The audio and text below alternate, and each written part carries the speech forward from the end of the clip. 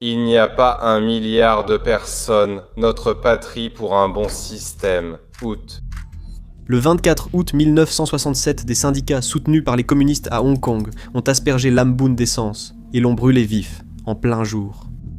Lam était animateur radio et il critiquait les émeutes provoquées par les communistes. Ces émeutes ont fait 51 morts et 848 blessés. Mais cela n'a pas bien tourné pour les communistes.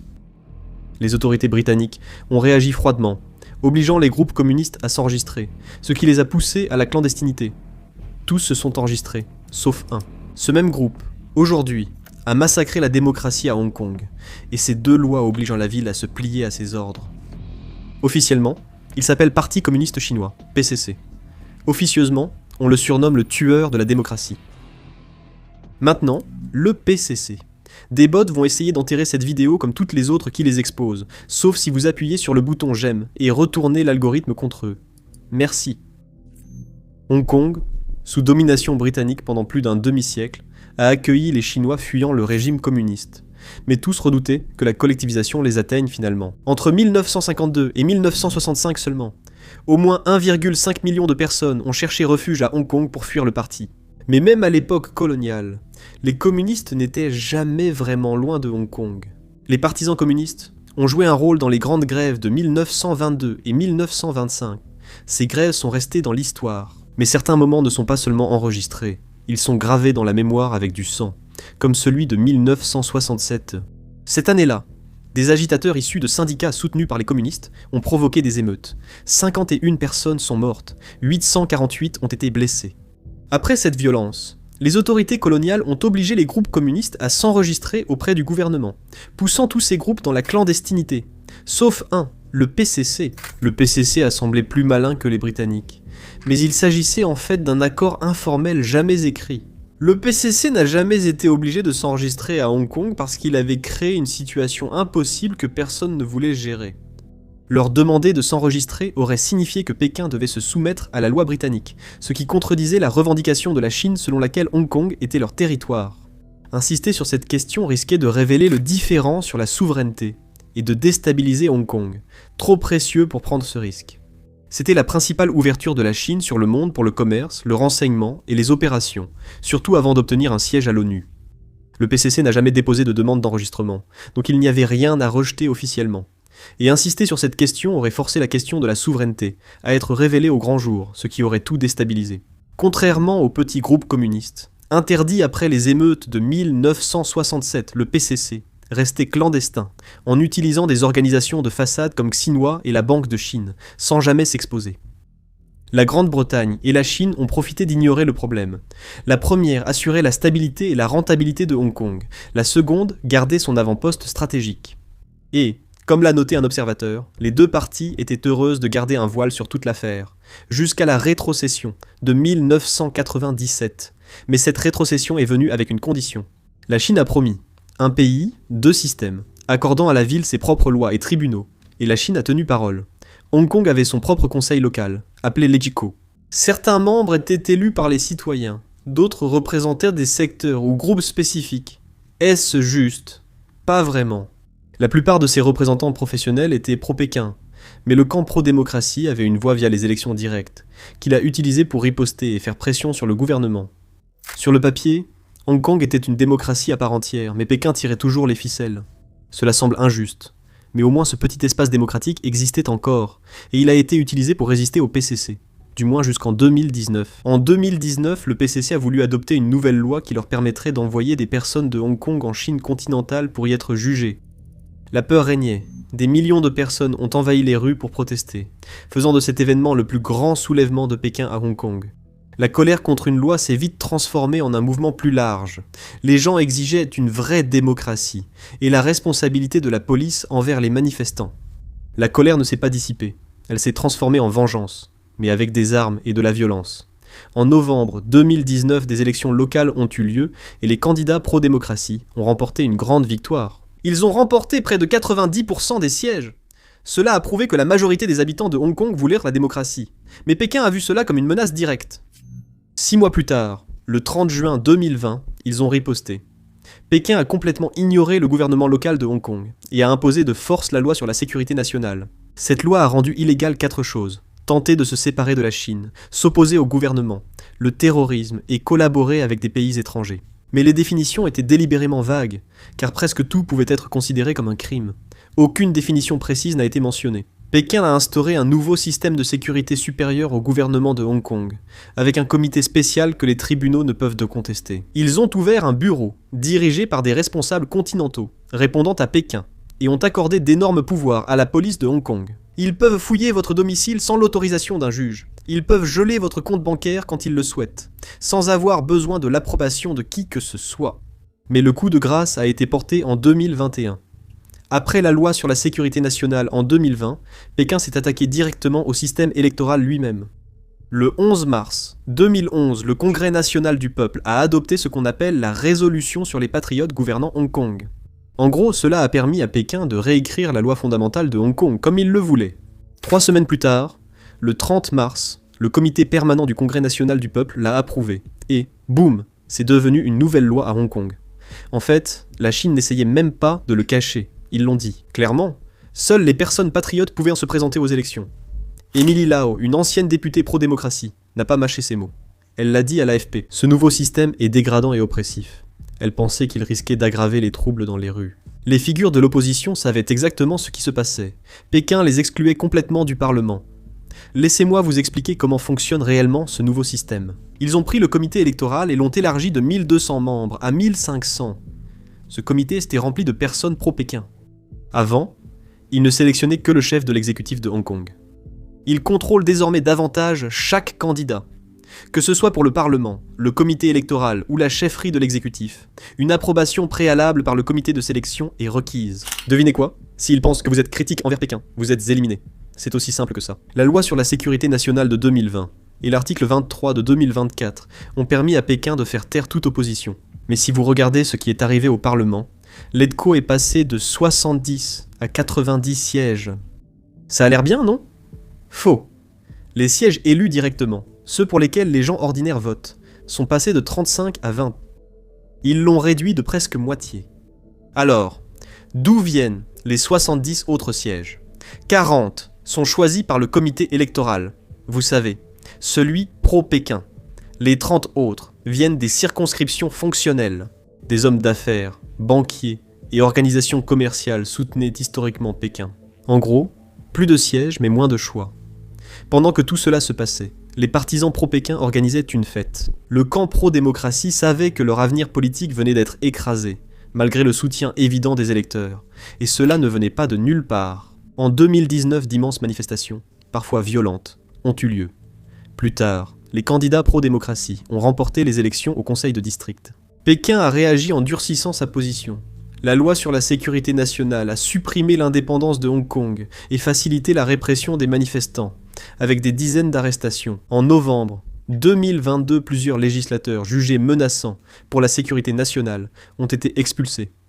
Presque tous les élus pro-démocratie de Hong Kong ont alors démissionné en protestation. L'objectif du PCC est devenu parfaitement clair. Pékin prend le contrôle de tout, de haut en bas. Ils exigent une loyauté totale et la démocratie. Ils la démantèlent, morceau par morceau. Après avoir remodelé l'ensemble du système électoral, la Chine a organisé de nouvelles élections, en décembre 2025. Et ce fut un désastre. Le gouvernement savait qu'il avait un problème. C'était la deuxième élection du LEDCO sans aucun candidat d'opposition pro-démocratie, après la réforme de 2021.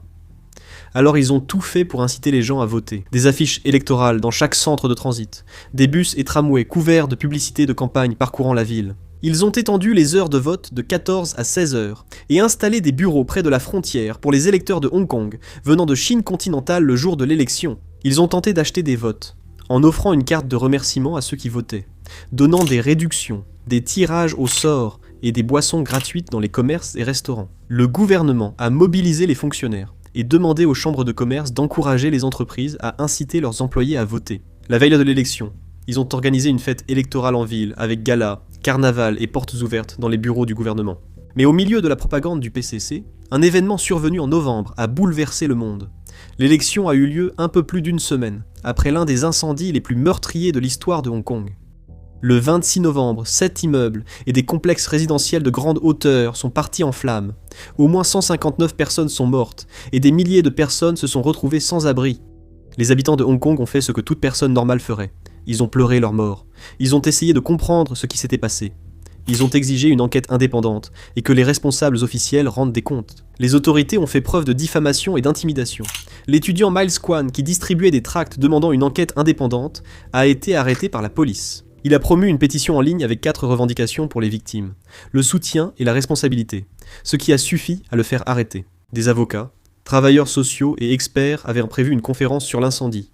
Mais après la convocation de l'organisateur par la police, tout a été annulé. Un responsable de la sécurité nationale a visité le complexe brûlé, puis un journal gouvernemental a publié un article glaçant.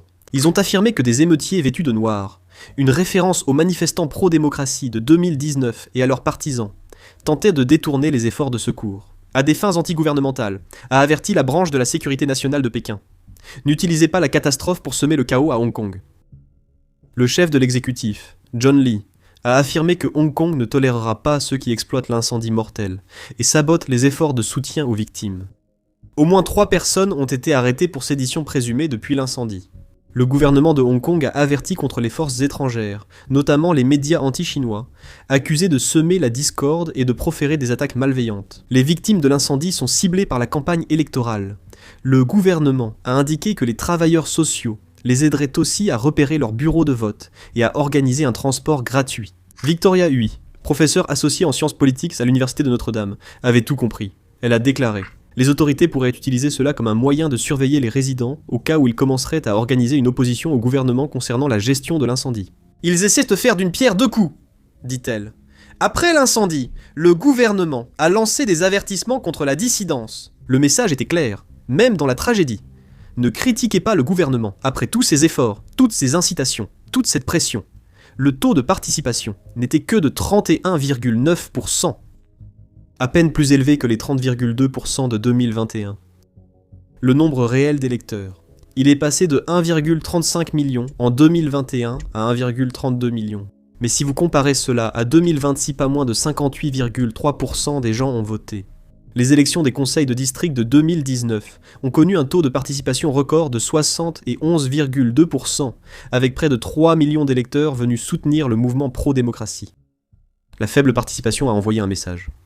Les gens n'achetaient pas ce que Pékin proposait. En octobre, des politiciens pro-Pékin établis ont soudainement annoncé qu'ils ne se représenteraient pas. Qui les remplacera? Des candidats plus jeunes, liés politiquement et financièrement à la Chine continentale? John Burns, professeur émérite de sciences politiques à l'université de Hong Kong, l'a noté. Pékin ne se contentait pas de contrôler le système, mais remplacer l'ancienne garde par des personnes encore plus loyales à la Chine continentale. Les élections ont été organisées pour favoriser les candidats pro-establishment, ce qui s'est confirmé. Mais le vrai sujet était l'absence de votants. La propagande échouait, surtout après l'incendie, malgré les efforts du PCC. Le Bureau de la sécurité nationale chinois a convoqué et critiqué plusieurs médias étrangers sur leur couverture de l'incendie. Ils leur ont dit de ne pas diffuser de fausses informations, ni critiquer les efforts du gouvernement. C'était apparemment la première fois que les médias étrangers étaient réunis pour répondre à des critiques sur la couverture d'un événement. Pour information, Hong Kong occupe désormais la 140e place sur 180 pays dans le classement mondial de la liberté de la presse, établi par Reporters sans frontières. Les autorités s'efforçaient de contenir la colère du public à propos de l'incendie. Les enquêtes ont montré qu'un manque de supervision et des matériaux de mauvaise qualité lors de la rénovation ont favorisé la propagation de l'incendie. Mais au lieu de s'attaquer à ces défaillances, ils se sont retournés contre tous ceux qui posèrent des questions. Cette méthode n'est pas nouvelle pour Pékin. Elle part d'une hypothèse. Des rassemblements, après une tragédie, peuvent devenir une action collective. Les manifestations pour la démocratie à Tiananmen ont débuté par un deuil public. Quand tout semblait perdu, les gens se sont tournés vers un homme qui s'opposait au PCC pour défendre la démocratie de Hong Kong. Jimmy Lai, surnommé le Vengeur. Arrivé à Hong Kong à 12 ans comme réfugié de Chine, passager clandestin sans argent, il a amassé une fortune et est devenu milliardaire par lui-même. Il a créé Apple Daily, un tabloïd pro-démocratie célèbre pour ses attaques contre le Parti communiste chinois. Critiqué comme sensationnaliste, il était lu par des millions. L'engagement de Lai dans les causes démocratiques a commencé après les manifestations de la place Tiananmen en 1989. À travers ses journaux, il a soutenu les millions de Hongkongais qui ont défilé pour la démocratie. En 2014, et de nouveau, En 2019, il est lui-même descendu dans la rue lors des manifestations plus pacifiques. Bien qu'il soit citoyen britannique, il a refusé de partir. Il a toujours affirmé devoir beaucoup à Hong Kong et souhaité que la ville garde la liberté qu'elle lui avait donnée. C'est cela qui a guidé son engagement politique, très critique envers le Parti communiste et fervent soutien du mouvement pro-démocratie de Hong Kong. Mais son combat lui a coûté sa propre liberté. Par un matin d'hiver en 2022, Raphael Wong et Figo Chan sont entrés dans la prison de Stanley à Hong Kong pour rencontrer Lai. Oui, vous avez bien entendu. Arrêtés à des décennies d'écart, Lai avait la soixantaine, Wang et Chan environ 40 ans de moins. Tous avaient pris part aux manifestations de 2019 où des centaines de milliers réclamaient la démocratie, rêvant d'un autre Hong Kong. Jimmy Lai est en prison depuis 2020. Le 15 décembre 2025, 3 juges de la sécurité nationale ont déclaré Jimmy Lai coupable de collusion avec des forces étrangères et de sédition. Le verdict n'a pas semblé surprendre le vieil homme de 78 ans, la condamnation du magnate des médias milliardaire Jimmy Lai. C'était le dernier clou dans le cercueil de la démocratie hongkongaise. Les avaient été détenus pendant près de 5 ans, principalement à l'isolement, pendant plus de 1800 jours dans une prison de haute sécurité. Les juges faisaient exactement ce pourquoi ils avaient été soigneusement choisis, ignorant les preuves et utilisant ce procès spectacle politique pour le condamner. Lai souffrait de diabète et risque désormais la prison à vie. Sa famille craint qu'il ne meure derrière les barreaux. Le procès lui-même était remarquable. Lai a passé 156 jours au tribunal, dont 52 à la barre des témoins. Il avait plaidé non coupable à toutes les charges. Peu de gens croyirent qu'il serait acquitté. Les procès pour la sécurité nationale ont un taux de condamnation de plus de 95% à Hong Kong. Durant son procès, les procureurs ont accusé Lai d'avoir utilisé Apple Daily pour appeler à des sanctions contre la Chine. Les juges ont rédigé un jugement de 855 pages. Ils ont affirmé que Lai voulait faire tomber le Parti communiste et utiliser Apple Daily pour pousser les Hongkongais à mépriser le gouvernement. Ils ont affirmé qu'il était clair que Lai ressentait de la haine envers la RPC. Durant de nombreuses années, il a adopté des valeurs occidentales. Même son journal a été contraint de fermer en 2021, presque un an après l'arrestation de Lai.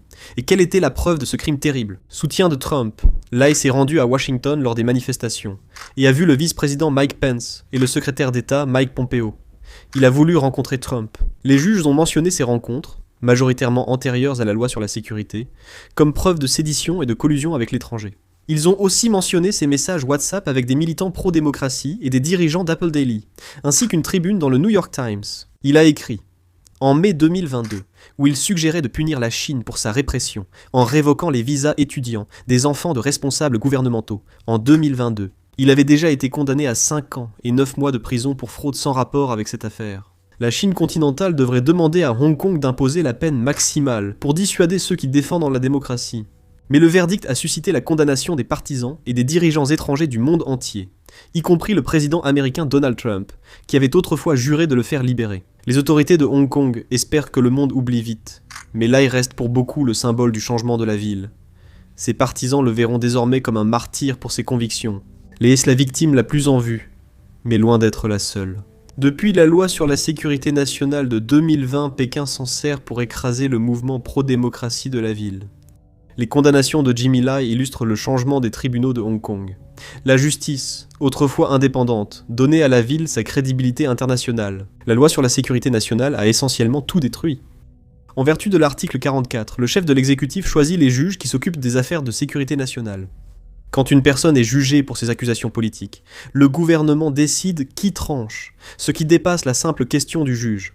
Le secrétaire à la justice peut supprimer les jurys, prétendant protéger les secrets d'État ou la sécurité des jurés. C'est exactement ce qui s'est passé avec Jimmy Lai et ses 47 militants pro-démocratie. Au lieu d'un jury composé de citoyens ordinaires, vous avez 3 juges choisis par le gouvernement qui prennent la décision. Le système de caution a aussi été complètement bouleversé. Vous devez prouver au tribunal que vous ne commettrez plus d'actes menaçant la sécurité nationale, ce qui est presque impossible. Voilà pourquoi de nombreux militants sont emprisonnés des années avant leur procès. Tous ces éléments indiquent la même chose. Le pouvoir exécutif dirige désormais ce qui devrait être un processus judiciaire indépendant. Le PCC est devenu tellement ivre de pouvoir qu'il n'a pas seulement écrasé la démocratie, il a aussi assassiné l'humanité avec elle. Depuis plus de 3 décennies, le parti considère toute activité civique spontanée après une catastrophe comme une menace politique potentielle. La séquence est toujours la même. Contrôler strictement le récit, frapper rapidement toute personne qui s'exprime et préférer la surréaction à la prudence. Pour Pékin, Une catastrophe n'est jamais simplement une catastrophe, c'est une crise potentielle, une étincelle qu'il faut éteindre avant qu'elle ne devienne un incendie incontrôlable. Regardez le schéma. Après le séisme du Sichuan en 2008 qui a tué des milliers d'écoliers, parents et militants ont questionné l'effondrement des écoles, alors que les bureaux du gouvernement tenaient. Ils ont été détenus, surveillés ou réduits au silence. Les enquêtes indépendantes menées par des avocats, des bénévoles et des intellectuels comme l'artiste Ai Weiwei ont été réprimées. Ils ont envoyé un message clair. Le chagrin privé était toléré, mais le chagrin organisé ne l'était pas. Un accident de train à grande vitesse en 2022. Le naufrage d'un paquebot en 2015. Une explosion dans le port de Tianjin qui a tué 173 personnes en 2022. Ils ont censuré le deuil en ligne après qu'un bus rempli de personnes se rendant en quarantaine Covid s'est écrasé. Puis à nouveau après un incendie mortel dans un appartement pendant le confinement. Chaque fois, les tentatives des familles, des citoyens ou des journalistes de rechercher la vérité, de faire leur deuil publiquement ou de demander des comptes, étaient considérées comme des dangers politiques. Mais le plus triste, c'est que le dernier espoir de démocratie à Hong Kong vient aussi de mourir. Le plus ancien et le plus grand parti politique pro-démocratie de Hong Kong ferme ses portes après 31 ans. Le parti démocrate se dissout, a déclaré Fred Lee, un ancien législateur. Un responsable chinois lui a dit que le parti ne devrait pas rester jusqu'à la fin de cette année, lorsqu'une élection aura lieu. Le message était clair. Dissolvez-vous, ou faites face aux conséquences. Fondé par des avocats et universitaires libéraux, 3 ans avant la rétrocession de Hong Kong à la Chine, en 1997, le Parti démocrate a milité pour le suffrage universel, les droits des travailleurs et la protection de l'environnement. À une époque où ces débats étaient ouverts, ils étaient vus comme des modérés prêts à coopérer avec Pékin. Les dirigeants du parti détenaient un pouvoir de vote important au sein du législatif et avaient régulièrement la possibilité de critiquer la politique du gouvernement local. Tout cela a changé après les manifestations de 2019. En 2025, le président du Parti démocrate, Luo Qinhai, a tenu une conférence de presse. Près de 100 personnes ont assisté à la réunion de 2 heures. Sur les 121 votes exprimés, 117, soit 97%, étaient en faveur de la dissolution du parti. Les 4 autres étaient des bulletins blancs. Eric Lai, chercheur au Centre de droit asiatique de Georgetown, a affirmé clairement qu'il n'existe plus de moyens viables pour des groupes d'exister comme parti d'opposition. Après le retour de Hong Kong à la Chine, les démocrates détenaient plus de sièges que tout autre parti dans la législature pro-Pékin jusqu'en 2004. Les dirigeants du parti étaient les figures de proue des grandes manifestations, y compris la veillée annuelle du 4 juin commémorant le massacre de la place Tiananmen et la marche pour la démocratie organisée chaque mois de juillet. Aucun de ces événements ne serait autorisé en Chine continentale, et les deux sont désormais effectivement interdits à Hong Kong. Le soutien a chuté en 2010 lorsque les dirigeants du Parti démocrate de Hong Kong ont secrètement négocié avec le bureau de liaison de Pékin, représentant officiel du PCC à Hong Kong. Mais comment fonctionneraient les élections ? D'autres groupes pro-démocratie ont vu cela comme une trahison. Puis, en 2014, une nouvelle génération d'activistes a émergé, lors de manifestations qui ont duré plusieurs mois, reléguant davantage le parti à la marge. Dernièrement, ils ont tenté de survivre comme groupe civique, mais sans réussir à récolter des fonds.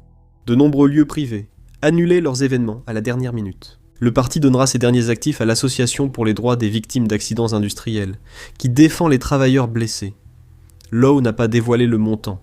Mais le Parti démocrate n'était pas le seul à tomber. La Ligue des sociaux-démocrates. La LSD a annoncé sa dissolution dans un post Facebook, invoquant une immense pression politique. Leur déclaration était déchirante. Nous partons le cœur lourd, conscients que d'autres tomberont après nous. Même en partant, nous restons aux côtés de ceux qui luttent encore dans l'ombre. Fondée en 2006, la LSD défendait les causes populaires et réclamait davantage de démocratie. Le 1er mai, il demandait déjà une meilleure protection des travailleurs. L'ancien législateur et fondateur de la LSD, Leung Kwok-ong, faisait partie des 45 anciens militants condamnés en novembre en vertu de la loi sur la sécurité nationale de 2020. Leung, âgé de 69 ans, a écopé de 6 ans et 9 mois de prison pour son rôle dans des primaires non officielles, considérées comme une tentative de paralyser le gouvernement. Depuis le début de la répression menée par Pékin, près de 100 organisations civiles et pro-démocratie à Hong Kong se sont effondrées. Le parti civique a été dissous en 2023. Il ne reste plus qu'un seul parti pro-démocratie. L'Association de Hong Kong pour la démocratie et les moyens de subsistance du peuple se consacre aux questions sociales et incite les résidents à voter selon le nouveau système électoral. Hong Kong est un point de tension majeur entre la Chine et l'Occident. Les États-Unis ont déjà sanctionné 42 responsables chinois et hongkongais pour des politiques sapant l'autonomie de la ville. Le Royaume-Uni est allé encore plus loin dans son rapport récent. déclarant officiellement que la Chine viole en permanence la déclaration conjointe sino-britannique, le traité censé protéger le mode de vie de Hong Kong. La condamnation de Jimmy Lai et l'interdiction d'entrer à Hong Kong pour des parlementaires britanniques ont fortement nui à l'image de la ville comme centre international ouvert. Le G7 et l'Union européenne demandent toujours la libération des prisonniers politiques et l'abrogation de la loi sur la sécurité nationale. Mais Pékin rejette tout cela comme une ingérence dans ses affaires intérieures. Ce qui se passe à Hong Kong provoque des ondes de choc bien au-delà de la ville elle-même. Taïwan suit de près les affaires du continent. Le Conseil a souligné la situation à Hong Kong, comme preuve que le modèle « un pays, deux systèmes » ne peut tout simplement pas coexister avec la démocratie. Le président Lai Ching-te a été assez direct à ce sujet. Il voit la condamnation de Jimmy Lai et la répression de la dissidence comme la manière pour Pékin de montrer ce qu'ils sont prêts à faire dans la région. La condamnation à perpétuité de Jimmy Lai ne concerne pas seulement un homme ou un procès, c'est un tournant. Cela montre à quel point les choses ont changé. Non seulement à Hong Kong, mais aussi dans la façon dont Pékin gère la dissidence, ses engagements internationaux et ses relations avec le monde. La question n'est plus si Hong Kong a changé, mais ce qui va suivre et si la communauté internationale agira au-delà de l'observation.